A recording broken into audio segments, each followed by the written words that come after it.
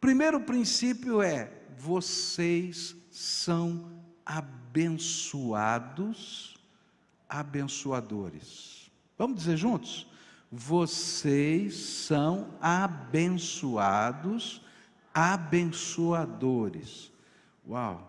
Então olha para quem está perto e diz assim: você é abençoado. Aleluia, né?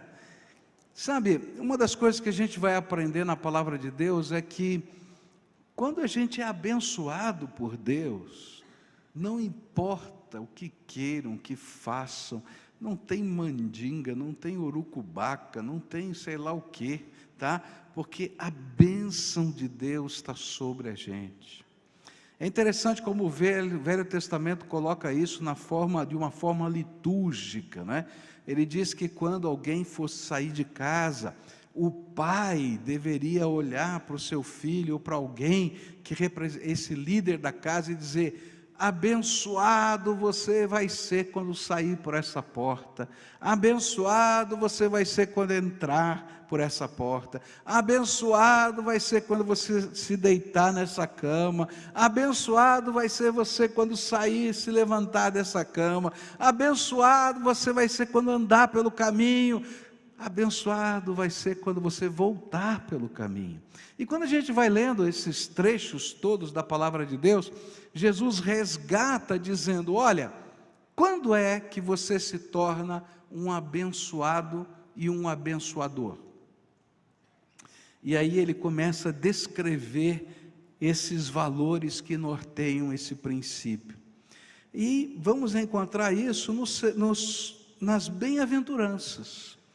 E as bem-aventuranças vão nos ensinar o primeiro valor que diz quando é que nós podemos ser abençoados e abençoadores. Diz assim a Bíblia: bem-aventurados os pobres em espírito, pois deles é o reino dos céus. Está aí no telão?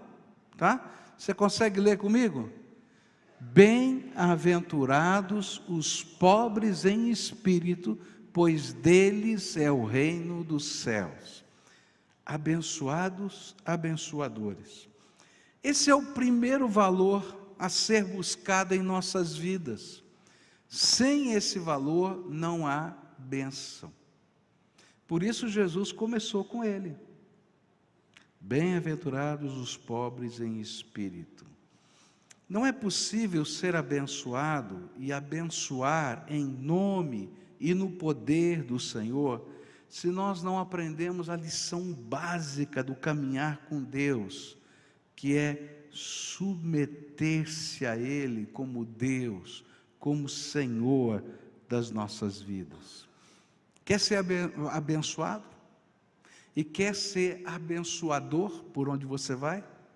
Então a primeira coisa é: se coloca debaixo da autoridade de Deus.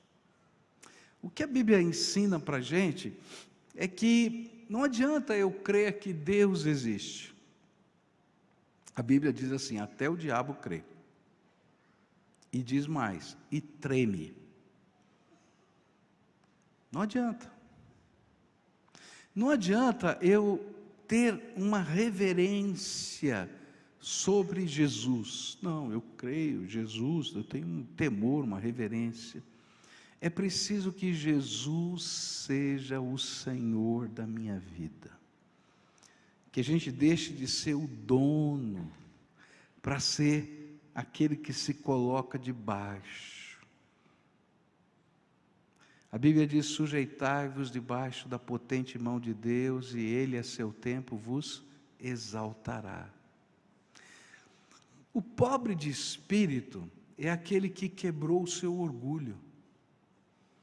Nós às vezes nos levantamos e andamos como pessoas que são donas do seu nariz, que sabem ou acreditam que podem alguma coisa, que dirigem a sua vida segundo os seus próprios critérios, e de repente a gente se defronta com o Todo-Poderoso, com a glória desse Senhor, e a gente se curva diante dele, e a gente se rende a ele. E é nessa atitude de rendição que o nosso coração está quebrantado na presença do Senhor, é que nós nos tornamos abençoados. E Jesus se torna o Senhor da nossa vida. E aí a Bíblia vai nos ensinar uma coisa tremenda, que quando a gente se coloca debaixo dessa autoridade de Deus e nos rendemos ao Senhor, Ele não nos dá apenas uma benção. Ou seja, Ele não vai fazer apenas uma cura, Ele não vai responder somente uma oração, Ele não vai apenas fazer um ato na sua vida, que seja ele grande, enorme, mas não é só isso. A Bíblia coloca uma coisa tremenda, muito maior. Ele dá para você o reino dele inteirinho. Bem-aventurados os pobres de espírito, porque deles é o reino dos céus. O reino dele. É difícil a gente dimensionar a grandeza disso. Tem livros imensos, tem livros, tratados de teologia, tentando explicar o reino de Deus. O que significa o reino de Deus? Então, alguns vão olhar na perspectiva da eternidade, vão falar do reino de Deus nessa perspectiva. Alguns vão falar do reino de Deus na perspectiva do mundo social, como o reino de Deus entra nessa terra. Outros vão falar do reino de Deus como manifestações do poder de Deus. Agora, querido, você pode escrever quantos livros você quiser, você não vai esgotar a amplitude do significado do reino de Deus, porque o reino de Deus é tão grande, tão infinito, quanto o Deus que é dono dele. E aí, o Senhor está dizendo, olha, eu não quero apenas fazer um milagre na sua vida, eu não quero apenas revelar um pedacinho da minha glória, eu quero que vocês façam parte comigo da imensidão do meu reino, que tem a ver com a minha própria natureza, com o meu próprio ser. E aí a gente vai aprender a andar com Deus. A gente vai aprender a se submeter ao Senhor. A gente vai aprender que o reino de Deus vai com a gente, porque nós fazemos parte do reino de Deus. Lembra? Nós somos abençoados, abençoadores. E se você está debaixo da autoridade do Senhor, o reino de Deus se instala primeiro em você, no seu coração. E à medida que você vai andando nessa terra, o reino de Deus vai com você. E aí você se torna um abençoador, porque você vai levando o reino de Deus nos lugares que você chega. Por isso Jesus vai dizer, vocês são o sal da terra e a luz do mundo. Talvez um dos exemplos mais fortes desse processo esteja na vida de Moisés. Porque Moisés vai apresentar para a gente o conflito dessa rendição. Porque quando a gente olha na bênção, é fácil. Você quer o reino de Deus para você? Você quer que Deus derrame o reino? Aí eu acho que é loucura a gente dizer que não quer, né? Eu quero sim tudo quanto Deus tem de bom para derramar sobre a minha vida. Eu quero. Mas a gente vai aprender com Moisés a primeira parte desse valor, não é? Pobre de espírito, quebrantado diante de Deus, aquele que se submete debaixo das mãos do Senhor. Moisés lá está cuidando das ovelhas do seu sogro, um homem rico, lá na região em que ele estava, e ele tem um encontro com Deus. E nesse encontro com Deus, Deus fala para ele, Moisés, eu quero que você vá comigo, e assim está na Bíblia, você vai comigo, tá? Porque eu vou tirar o meu povo do Egito. E queridos, aquele momento da vida de Moisés foi o maior confronto da sua vida. Tanto é que os capítulos 3 e 4 do livro de Êxodo, ele está brigando com Deus, ele está lutando com Deus, ele não estava pobre de espírito, ele estava lutando com Deus. E como é que era a luta? A luta era do seu racional com o seu espiritual. Aquele homem tinha uma sentença de morte no Egito. No dia em que ele pusesse o pé naquela terra, ele seria preso e morto. E Deus estava dizendo para ele: volta lá para o Egito. Senhor, você não está entendendo, o negócio lá é sério. Tem lá uma sentença contra mim. O dia que eu puser o pé lá e for identificado, eu vou morrer. E mais, Deus disse que ele tinha que falar com o faraó. Quem tinha assinado a sentença de morte era o faraó. E lembrem, ele era da casa real, tinha sido criado pela tia do faraó. Então ele não era um mero desconhecido. Ele tinha que se apresentar ali e dizer: olha, eu vou levar esse grupo de escravos. Alguns dizem que eram 600 mil homens, outros dizem 1 milhão de pessoas, outros falam 2 milhões de pessoas, eu sei lá.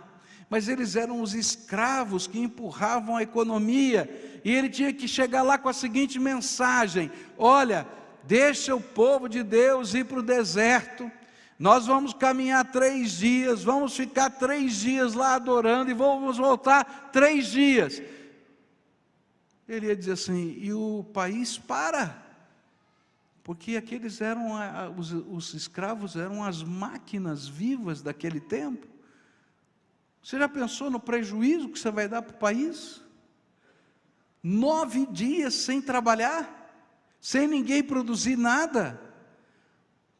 Quantos bilhões, agora a gente está aprendendo, bilhão, trilhão, está louco, eu nunca vi tanta coisa, né?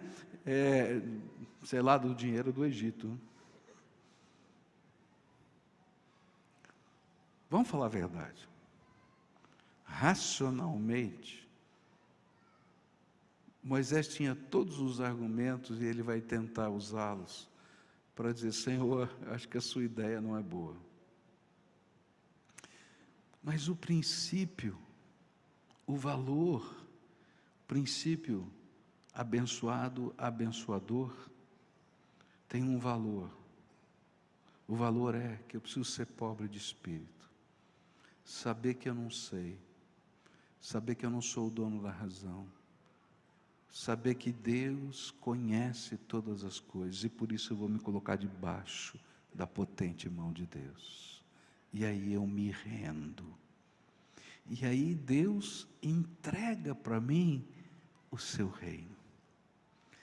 E Moisés vai, depois de uma luta do coração, ele vai, mas ele leva consigo o reino. E por isso ele se torna um abençoador.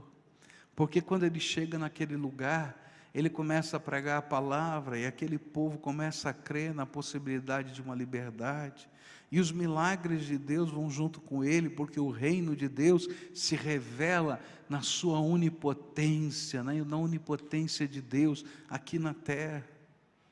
O reino de Deus se revela a Faraó e se revela aos magos do Egito. E quando o Faraó, chega um momento que os magos do Egito não conseguem imitar o poder de Deus, ele diz para aqueles homens: por que vocês não estão fazendo a mesma coisa que esse mágico aí? Ele diz assim: porque isso não é magia, esse é o dedo de Deus aqui na terra. Está entendendo? Mas só que a gente vai aprender que ser pobre de espírito, se colocar debaixo da autoridade de Deus e viver a plenitude do reino nessa vida, não é um ato de uma só vez na vida. É algo que eu tenho que repetir e repetir e repetir, porque os conflitos da minha alma sempre vão surgir. E agora Moisés está no deserto, ele recebe uma ordem de Deus: siga a nuvem. Meu Deus do céu, gente, é uma loucura seguir nuvem. Para pensar, se sopra o vento do leste para o oeste, a nuvem vem para lá. Se sopra o vento do oeste para leste, ela vai para lá. E no mesmo dia ela pode mudar de lado. Ela pode ser do sul para o norte, do norte para o sul. E eu imagino aqueles homens dizendo: Moisés, para onde a gente vai? Eu estou seguindo a nuvem. Coisa doida. Mas sabe por que aquelas pessoas continuavam seguindo Moisés? Porque todo dia de manhã, quando ele entrava na tenda do encontro com Deus, o reino de Deus descia sobre a terra. E a Shekinah da glória de Deus enchia aquele lugar. E as pessoas se colocavam com a boca no pó na porta da sua tenda, porque diziam: o reino de Deus está aqui, Deus habita entre nós. Primeiro princípio, e que é base para todos os outros, primeiro valor, que é base para todos os outros valores e princípios, é: se você não for alguém que se rende, que deixa Jesus ser o Senhor, guiar a sua vida na amplitude de todas as coisas, você não pode ter a maior de todas as bênçãos, que é a manifestação viva e presente do reino de Deus. E lembra, quando você vive assim, você não é somente abençoado, você se torna um abençoador, porque você vai levar o reino de Deus aonde você for. Quando você entrar numa porta, o reino de Deus entra junto com você. Quando você sair daquela porta, o reino de Deus sai com você. Quando você anda pelo caminho, o reino de Deus está lá. Está entendendo? Porque você se torna sal da terra e luz do mundo. Segundo valor que esse texto vai ensinar para a gente aqui. O segundo valor vai aparecer no verso 4. O verso 4 diz assim: bem-aventurados os que choram, pois serão consolados. É interessante essa expressão, porque bem-aventurado pode ser traduzido como feliz. E aí a gente podia dizer: feliz os que choram. Bom, tem gente que chora de alegria, é verdade. Mas na maioria das vezes, quando a gente pensa em choro, não é? A gente está pensando no quê? Dor, sofrimento, angústia, morte, perda, alguma coisa ruim. E aí a palavra do Senhor está dizendo: ó, bem-aventurado, feliz, abençoado o que chora, pois será consolado. O que a palavra de Deus está tentando dizer para a gente, ensinar para a gente? É que quando nós choramos, literalmente, e quando choramos na presença do Senhor, literalmente nós derramamos a nossa alma diante dele. Eu acho que aqui todo mundo já teve a experiência de dizer: eu não vou chorar. Já não falou para você mesmo? Não vou chorar, não vou chorar, não é? E aí começam a acontecer as coisas vão mexendo, as circunstâncias vão acontecendo, e de repente, eu não vou chorar, não vou chorar, não vou chorar, e a gente chora. E se tem uma coisa horrível, é se alguém chegar perto da gente e dizer assim: não chora, eu não vou chorar, já falei que eu não vou chorar, aí fica horrível. Por quê? Porque há momentos na nossa vida, especialmente quando a gente está chorando, que as coisas mais profundas da nossa alma vêm à tona. E quando elas vêm à tona, elas vêm de uma maneira incontrolável. E até aqueles segredos que a gente tenta esquecer, quando tocados pelas circunstâncias da vida, quando revolvidos por algum ambiente ou lugar, eles brotam de dentro da gente, e eles se derramam na terra na forma das nossas lágrimas. E é por isso que a palavra de Deus está dizendo: bem-aventurados os que choram. E a ideia é chorar na presença do Senhor, é se derramar, e derramar a alma na presença do Senhor. derramar as emoções que estão trancadas dentro de nós, as nossas decepções, as nossas mágoas, as nossas desesperanças. E assim permitirmos que Deus nos revele como Ele tem tratado cada uma dessas questões. É interessante que eu creio de todo o meu coração que Deus não precisa de nada para saber o que está dentro da nossa alma. Mas quando nós permitimos que a nossa alma se derrame na presença do Senhor, nós descobrimos o que está mal dentro do nosso coração. Porque muitas vezes a gente diz que está tudo bem. Quem já não respondeu? Está tudo bem. Não, já resolvi isso. Já está resolvido, pronto, acabou. Mas aí as circunstâncias passam, vem um toquezinho, a gente, aquilo volta tudo. Porque não está resolvido, a nossa alma está lá quebrada. E aí a palavra de Deus está dizendo assim, olha, quando você derrama a sua alma, quando você chora na presença do Senhor, quando a sua alma se revela a Deus, na sua inteireza, você se torna abençoado. É interessante que, se alguém tentar argumentar com a gente quando a gente está chorando, não diz só, não chora, mas a gente vai argumentar, vai dar raiva. E às vezes a atitude mais saudável nessa hora, não são palavras, mas é um abraço. A gente dá um abraço. A gente se sente acolhido, a gente se sente protegido, a gente se sente amado, e é disso que a Bíblia está falando. Quando a gente se derrama na presença de Deus, o Senhor nos acolhe, e Ele pega e abraça a gente, e Ele revela a presença dEle, e Ele revela o cuidado dEle, Ele revela as intenções dEle, Ele se revela, e aí a gente se sente renovado pela graça de Deus.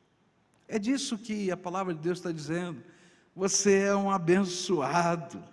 Há um texto do Velho Testamento que eu acho maravilhoso, que é o Salmo 56, o Salmo 56 diz assim, contaste os meus passos quando sofri perseguições, recolhestes as minhas lágrimas no teu odre, não estão elas inscritas no teu livro. Alguns anos atrás eu preguei sobre esse sermão, e eu disse que coisa tremenda é quando a gente se derrama na presença do Senhor, porque Deus revela para a gente o que Ele está fazendo. E aí esse texto diz assim, que Deus está prestando tanta atenção na minha vida, porque eu sou filho amado dEle, que Ele está contando os passos diante do sofrimento, como se fosse contar os segundos, as horas, os momentos, os lugares, as afrontas, as perseguições. Ele está contando, Ele não está alheio, Ele está vendo. Mas a Bíblia também vai dizer que a lágrima que você cai, que cai de você, não é inútil.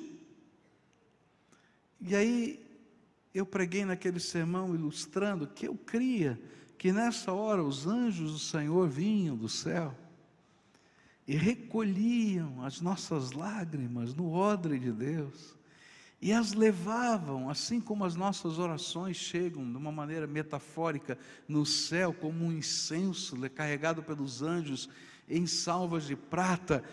Eles chegam à presença de Deus dizendo, olha aqui o sofrimento dos teus filhos.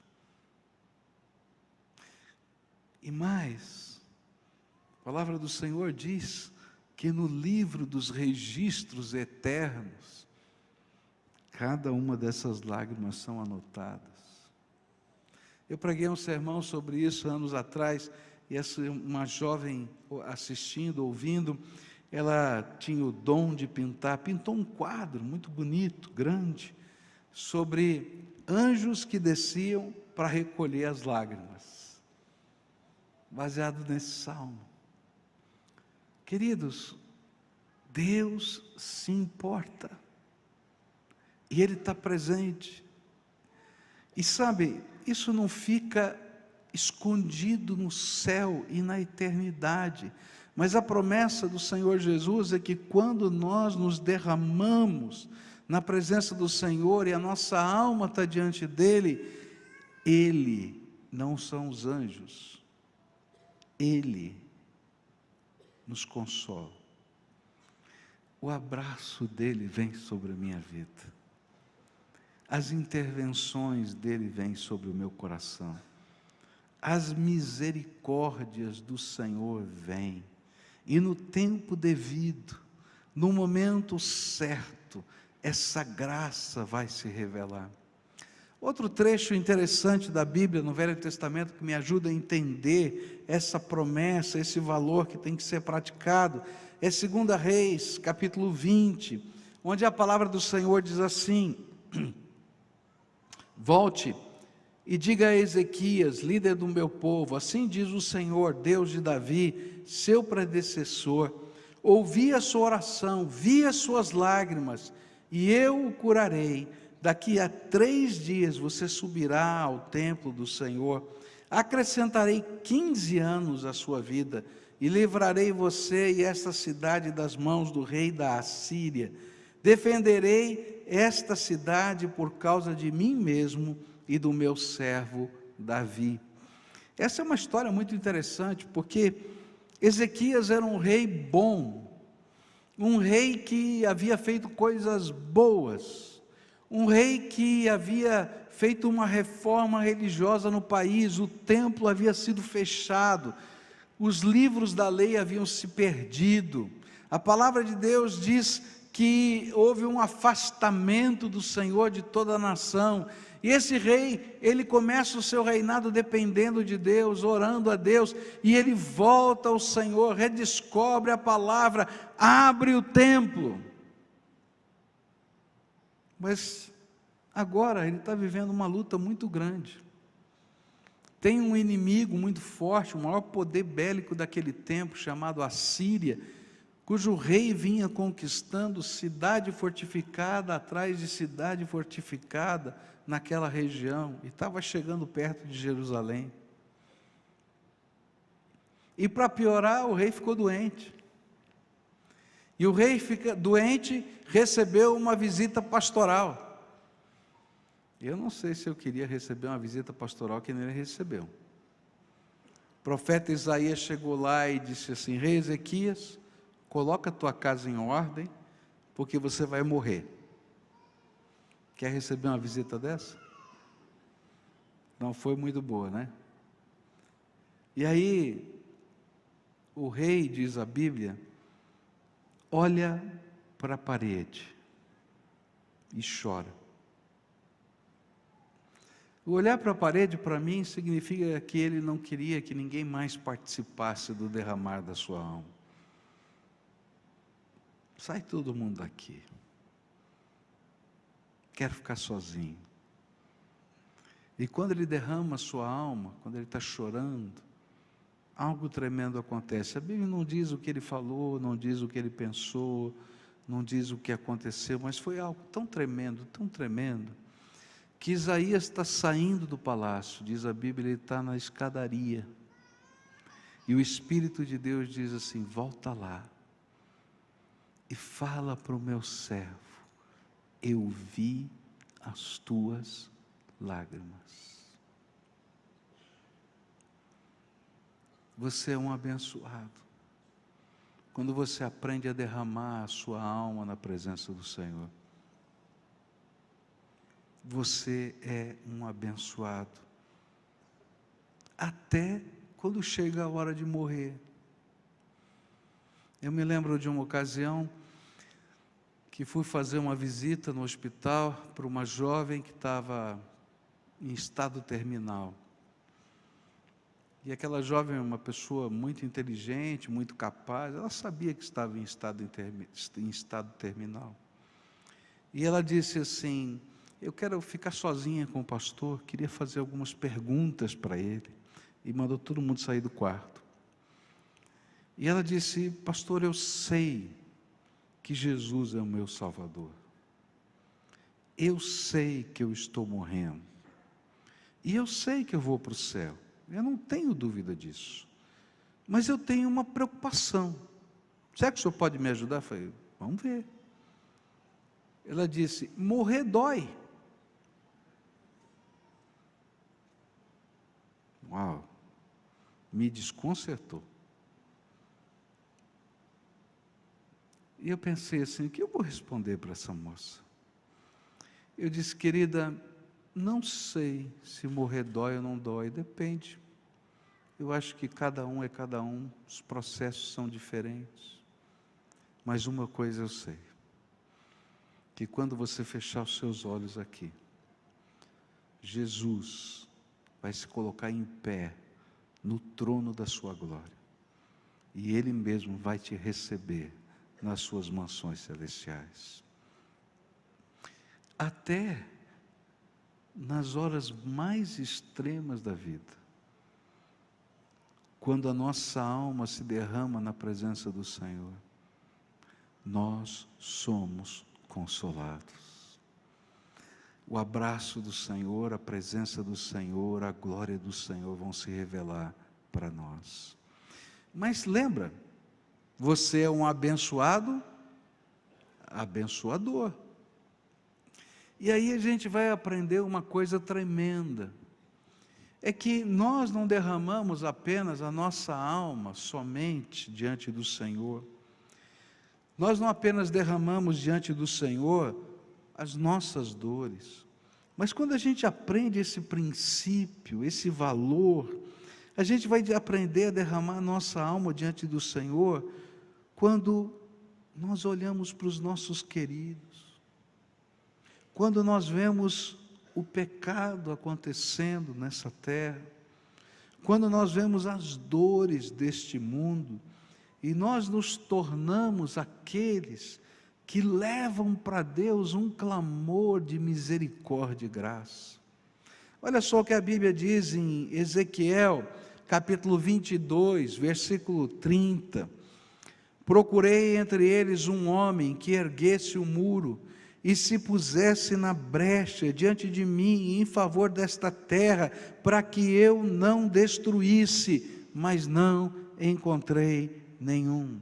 Sabe qual é o anseio de Deus? É que você, abençoado, seja um abençoador. E da mesma maneira como você chora na presença de Deus, ou derrama a sua alma na presença do Senhor, que você se derrame a favor dos outros na presença de Deus.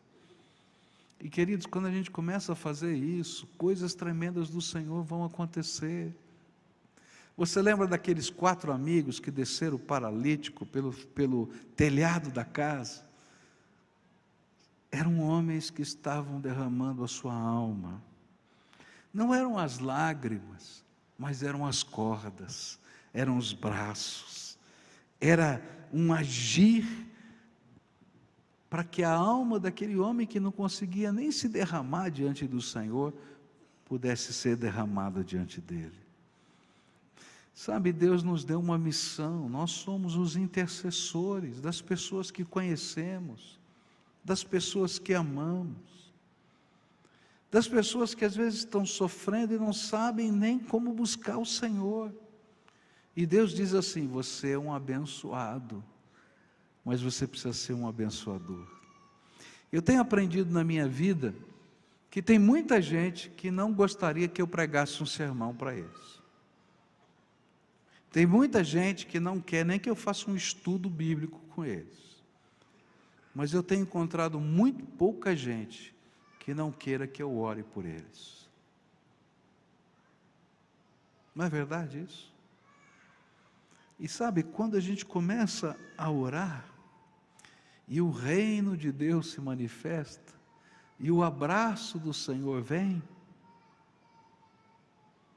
as marcas do Senhor, da consolação do Senhor ficam.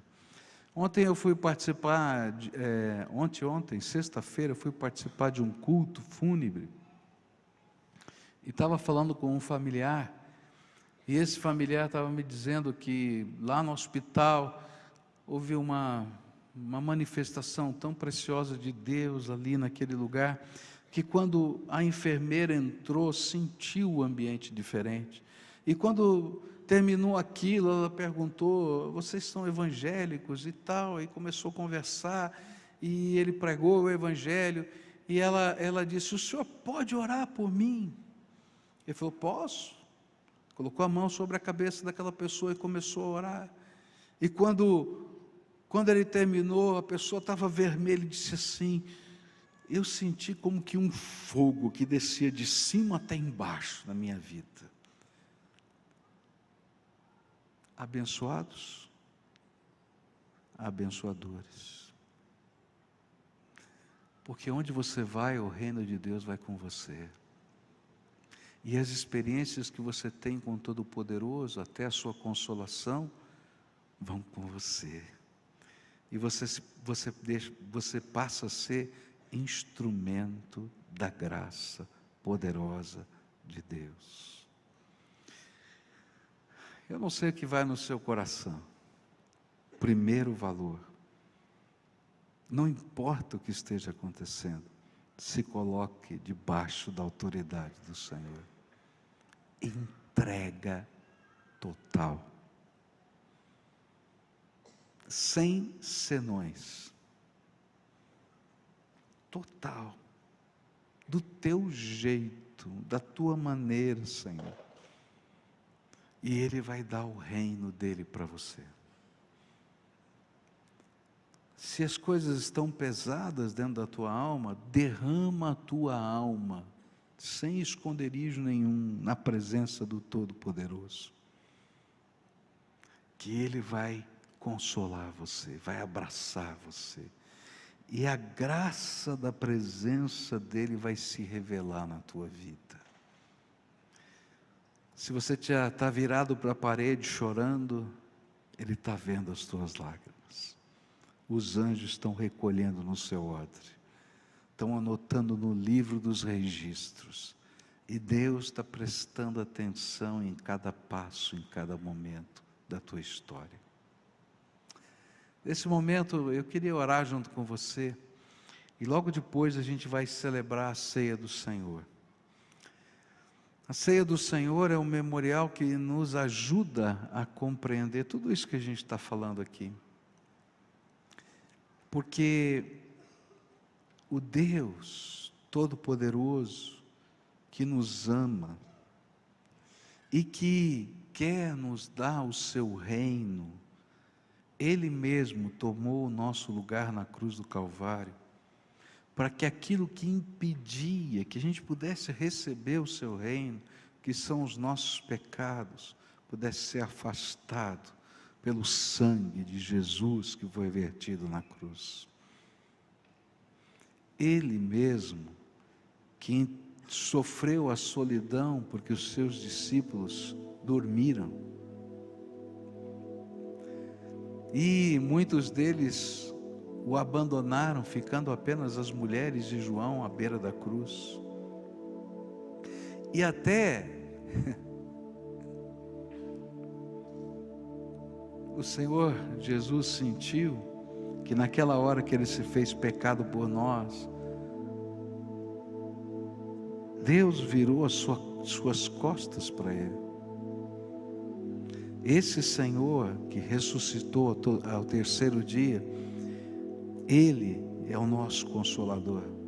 E Ele prometeu: eis que estou convosco todos os dias, até a consumação dos séculos. O pastor Manfred me falou agora há pouco, não é? E me lembrou, não tem como Ele não estar, porque se você já se submeteu a Ele, Ele vai morar no seu coração, e onde você for, Ele vai estar com você. Então eu queria orar para nós nos prepararmos para esse momento. Pai querido, recebe a nossa gratidão, porque o Senhor decidiu nos abençoar.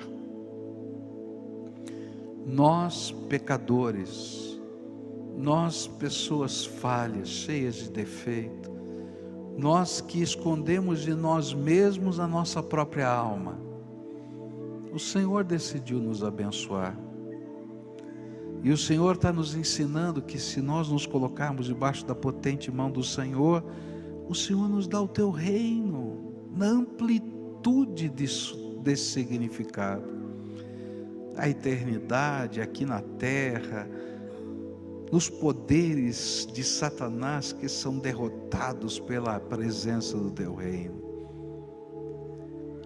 Mas o Senhor não apenas nos deu o teu reino, o Senhor é o nosso consolador, o Senhor é aquele que trata as feridas da nossa alma, o Senhor é aquele que está conosco todos os dias até a consumação dos séculos. O Senhor é o meu pastor e nada me faltará. Nesta hora, Pai, quando vamos celebrar o pão e o vinho, eu quero te pedir, revela a tua presença, que seja tempo do teu reino se manifestar aqui, que o Senhor cure as feridas do coração, as feridas do corpo, que o Senhor revele o teu reino, que toda a opressão do maligno seja repreendida, e que ele bata em retirada, porque o reino de Deus se revela. Mas Pai, eu quero te pedir que no derramar da alma, que o Senhor provoque esse derramar da alma aqui, e quando isso estiver acontecendo, seja tempo do Senhor entrar, abraçar, recolher os caquinhos, e dar algo novo, que só o Senhor pode dar. Revela-te, Senhor, aqui entre nós. É aquilo que oramos no precioso nome de Jesus. Amém e amém. Queria convidar você